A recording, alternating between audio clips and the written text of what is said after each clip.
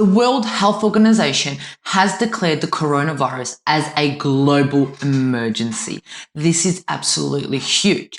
As of today, the 6th of February, when I'm recording this video, 564 people have died due to the virus and 27,000 people are infected and 12% of them are in critical condition. This is absolutely huge. Most of them are in China. However, we know there have been confirmed cases here, right here in Australia. And that is why today I will be doing a video which will go into what is the coronavirus, the history of the viruses, what you can do to prevent it, and what can happen when you do have it. Let's get into it.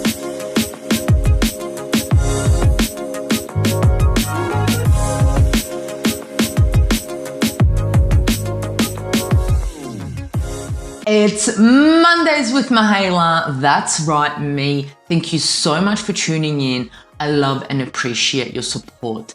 I am a qualified naturopath who absolutely loves health and business, and I'm here to provide you with simple, savvy, and sustainable tips for you to have success. Let's get into it. Today we're going to be talking about the coronavirus, which is all over the news, all over the media. Here in Australia, I'm not too sure about overseas, but as we are so close to China and we do so many close trades with China, it is a huge issue here in Australia.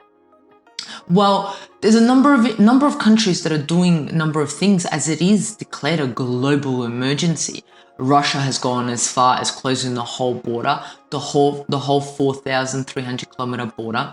A number of countries are cancelling flights to and from the province in China where the virus started, and people are getting quarantined all over the airport. So there are a number of measures that countries and individuals are taking to protect themselves from this virus. But the main question is what is the coronavirus?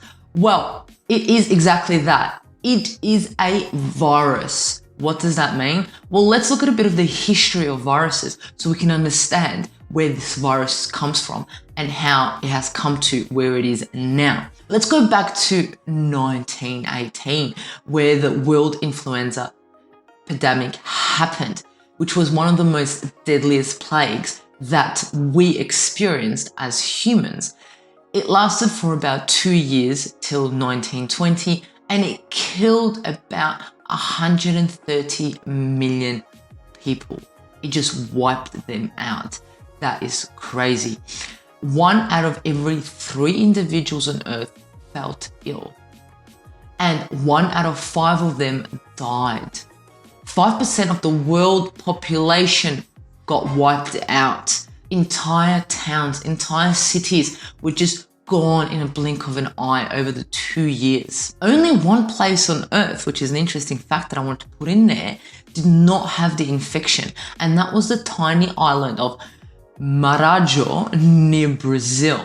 That is an interesting fact there. So this virus jumped from infecting birds to pigs to humans, which is similar to what's happening at the moment. So the cytokines, which are immune regulated proteins, stimulate the body's immune system in response to an infection such as a virus. This cytokine cascade is how the body attempts to kill these invading pathogens, which can be viruses. So the immune system reaction was extreme back then, about 100 to 1,000 times worse than it could be if you just got infected normally. And this is why it killed so many people, which was an overreaction of the immune system, which is due to these cytokines, which usually help your immune system and help us fight off diseases and help us fight off these infections. But in this case, it was, like I said, 1,000 times more than it should have reacted, which means that is why so many people got infected, and this is why so many individuals died. And this is exactly what viral researchers fear will emerge once again. So the influenza is an RNA virus. What does that mean? What that means is it alters its genetic structure very quickly, and this is where it can come up. This is why we have to come up with new vaccines every year to combat it. So what it does is it alters the genetic structure rather significantly every single year passing via pigs, birds, and then onto humans. So the genetic material is different. So the virus that was there last year is a different virus that is here this year. So now let's look at the coronavirus and how this makes sense. So the current coronavirus is a new emerging viral pathogen very similar to the acute influenza. So what happened back in 1918? So since 1957, the viruses have been occurring in a much greater frequency, a lot more often than they were occurring before that. So this information that I gave to you is thanks to Stephen Bunha in his book, Herbal Antivirals. It's absolutely amazing, and I've used that as a reference for this video. So the coronaviruses are actually a large family of viruses. They're buddies. So there's a number of them, and it can infect humans and animals such as bats, camels, and civets. What are civets? They're these little things. There are 7 known types of these coronaviruses, and the novel coronavirus known as the 2019 novel coronavirus has not been previously identified in humans. The strain is new, but this is what viruses do. Like I mentioned earlier, it gets morphed into a new type of virus. So it's a new strain that we haven't dealt with before, and this is why it is a huge issue. So the closely related to the severe acute respiratory syndrome known as SARS. So that is what about 89 or 90% of its genome is similar to that. So we know a little bit about it. Coronaviruses are enveloped positive strain RNA viruses. They possess the largest genome of all RNA viruses. So upon infection, this coronavirus, similarly to the influenza, inflammatory cytokines are strongly upregulated. And that's what I spoke about earlier, the cytokines. What happens in our body with our immune system is the cytokine cascades, goes and tries to fight it. But that was an issue back in 1918. The question is, will it be an issue now, or is it an issue now? So there is so much unknown about this virus. However, experts believe that this novel coronavirus 2019 originated in an animal species and then spread to humans. The human coronavirus strains are spread from person to person through contaminated droplets. From a person who is sick with the illness through coughing or sneezing or contaminated hands, and generally occurs between people who are in close contact with another. It is likely that the novel virus spreads in the same way. So what this means is if someone coughs or sneezes, that is the way that you will get it. And the way you'll get it is if you touch it, you touch your mouth, your nose, and your eyes, because that is the way it comes in. It doesn't come through the skin. And at the moment, they believe it doesn't come through the air either. It comes through these droplets. And that is a key note that we need to take in consideration when we look at prevention. They believe also it doesn't appear to last very long on surfaces. They also believe that it is most likely by coughing or contact with respiratory secretion of people infected with these virus. So there has been a small number of transmission from person to person occurring outside of mainland China. All confirmed cases in New South Wales. So let's look at what are the symptoms of the coronavirus, the novel coronavirus 2019.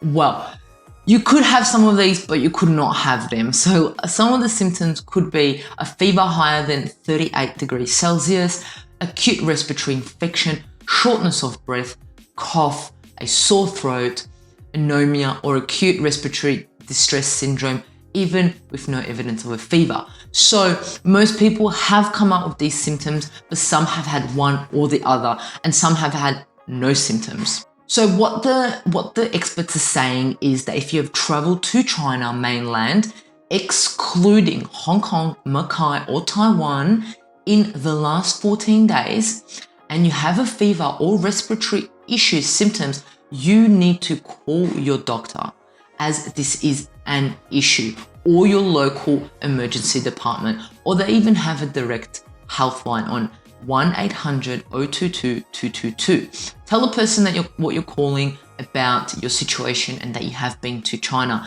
This is key that you do this.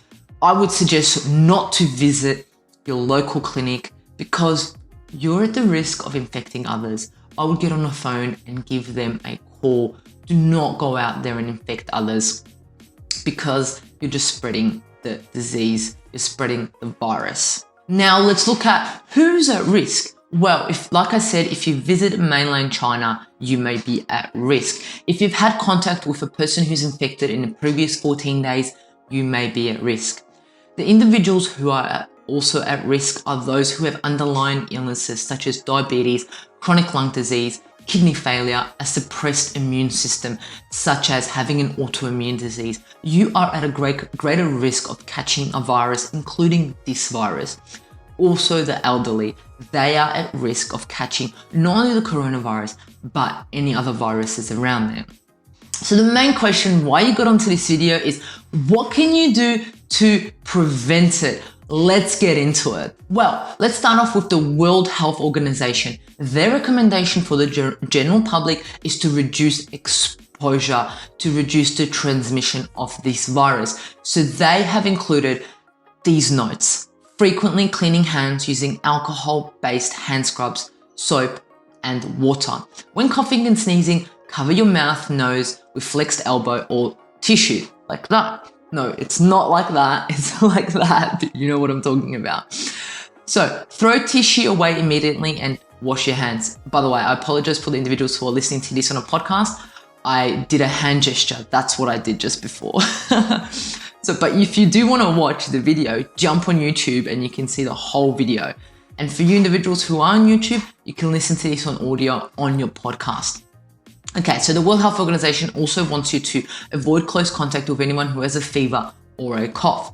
If you have a fever, cough, or difficulty breathing, to seek medical health as soon as possible.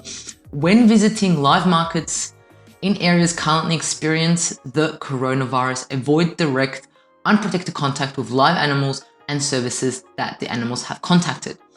The consumption of raw or uncooked animal products should be avoided. Raw meat, milk, or animal organs should be handled with care to avoid cross-contamination.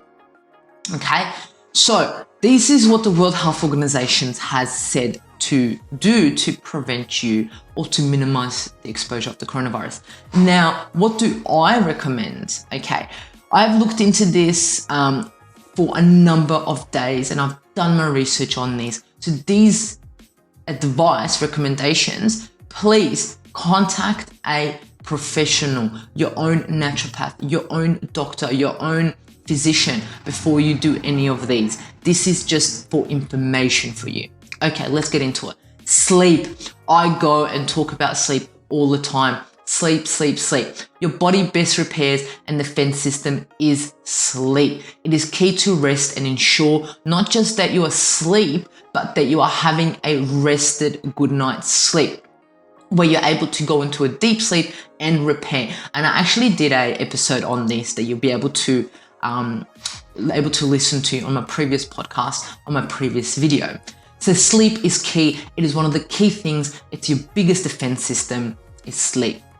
The other one I want to talk about is gut health. Most of your immune system is in the gut. So what does that mean? Look after your gut and it will look after you.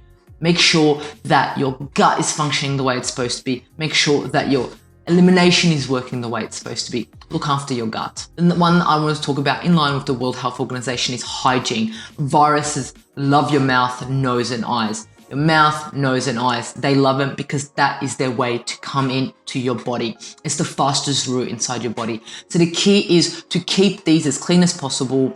Wash your hands, simple. You can use essential oils for this too if you do not wish to use soap. The other one is go and see the sun. Go and see the sun. Vitamin D, hormone D is a key player in your immune system. I also did an episode and a video on this. Please listen to it and you will understand why I mentioned vitamin D here. The other one that I always go on about is stress management. We know when you are stressed, your immune system is shut down. Your immune system is gone. It's not functioning, which makes you more prone to viruses. So what does that mean? Manage your stress. And I've done so many videos on this also. Look at them, watch them, and act on your stress management. One thing that I want to talk about is also, let's talk about the minerals, vitamins, foods that you can introduce to help your body. Mushrooms, mushroom mix. Mushrooms are just amazing. They assist their immune system dramatically. And another one is zinc. Zinc foods such as oysters, zinc foods such as sun-dried tomatoes, poppy seeds. These are key to boost your immune system. So vitamin A, vitamin C, vitamin E, vitamin D, and zinc are key for your immune system to do the function it's supposed to do. Okay, let's go again. Vitamin A, C, E, D, and zinc. These are key for your immune system. If you can find foods that are filled with these are the foods that are going to help your body and going to help your immune system to fight off the virus, to assist your body to work at a homeostasis levels. So I wanted to look at, are there any herbs that can assist with this coronavirus? Well, yes, there are. But like I said to you earlier, please talk to your naturopath, please talk to your physician, to your doctor before you take any of these. Some of the herbs that can assist, okay, that can assist with the coronavirus are the Chinese skullcap. Isn't that the irony? It's the Chinese skullcap, and that's where it originated. So I also believe that whatever grows in your backyard, whatever grows around you is something that can assist you. Even if it is a weed, it is going to help benefit your body. Let's get back into it. So the Chinese skullcap, licorice, Japanese arrowroot, danshan, elderberry berry and the leaf, rhodiola for stress, cinnamon is going to help too, and there are a number of other herbs that assist if you do have or are prone to getting the coronavirus. So some of the minerals and vitamins which I've spoken about earlier are the vitamin C, E, D, A, and zinc. But I also wanted to mention before I forget is the B vitamins, because if you are stressed, you are depleted in your B vitamins. They are gone and you need them to ensure that your cells are functioning properly. And zinc, I cannot stress zinc. But also selenium. Selenium is also going to help with this. But you can take and do any of these. But the bottom line is, if you're not getting your rest, if you're not sleeping, then your body is compromised. The virus can grow in your body. But also reducing your stress load and knowing how to manage your stress are the key preventative measures that you can implement right now, not only to prevent you from getting the coronavirus, but also to prevent you from getting any other virus that you may be exposed to on a daily basis. And then what to do if you do have the coronavirus. Please note that this is not medical advice. This is just education information for you. So apparently there are no current treatment for the virus. Antibiotics will not work as it is a virus. In fact, if you take antibiotics for this, it will make things worse. It will put a bomb in your stomach. It will remove all the bugs in your stomach. So what does that mean? There goes your immune system. Because I said, look after your gut. However, we know if we work with our bodies, we're able to assist our body to work in a homeostasis level. The key in treatment for this virus is to interrupt the process where the virus infects the tissue, and further to use herbs to shut down the cytokine cascade that the virus creates and balance the immune system. This is the key for treatment for the coronavirus. So the herbs, the vitamins, the minerals that I've spoken about, the gut health, the stress management, and overall rest, overall deep sleep and repair are key for your body to fight off any virus, including the coronavirus. Let me know, did you find this useful? I did this video because I've had many of you contact me and tell me to do a video on the coronavirus because you want to know my view. You want to know a view of a naturopath on this virus, which is a global emergency. I hope this video, this podcast, this episode assisted you so you are more educated on what you can do to work with your body. Remember, the key is to work with your body, not against it. Work with your body to fight off what it is already supposed to do naturally, to fight off viruses. That's what our body does. Our body has an immune system to fight off these viruses. So allow it to do what it's supposed to do. All right, that's it for this episode. Rate, review, like, subscribe, do what you do best. I absolutely love and appreciate your support. Until next Monday, I love you.